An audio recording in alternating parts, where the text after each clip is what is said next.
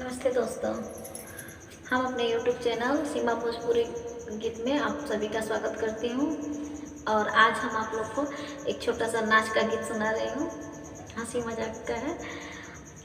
और अगर पसंद आए तो कमेंट करिएगा और प्लीज़ आप लोग वीडियो पूरा देखिएगा। और जो नए होंगे प्लीज़ आप लोग चैनल को सब्सक्राइब कर लीजिएगा।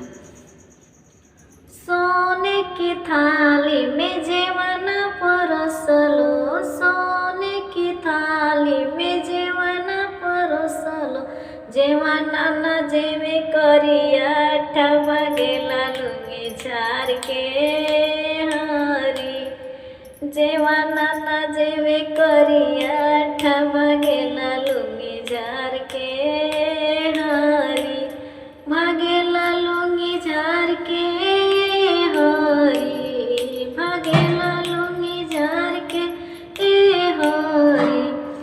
जेवना न जेवे करिया ठबा गेला लुंगी झार के हरी, गोर भालू रहिते मनाई के ले आईती, गोर भालू रहिते मनाई के ले आईती, करिया पे तना गुमान भागेले लुंगी झार के हरी, करिया पे तना गुमान भागेले लुंगी झार के हरी, सोने सुराही में पनिया भरवलो, सोने सुराही में पनिया भरवलो, पनिया न पिए करिया ठबा गेला लुंगी झार के हरी, गोर भालू रहिते मनाई के ले आईती,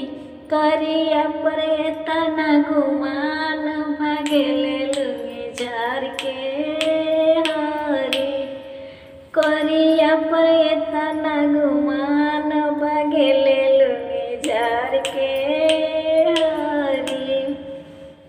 बाय दोस्तों, मिलते हैं नेक्स्ट वीडियो में।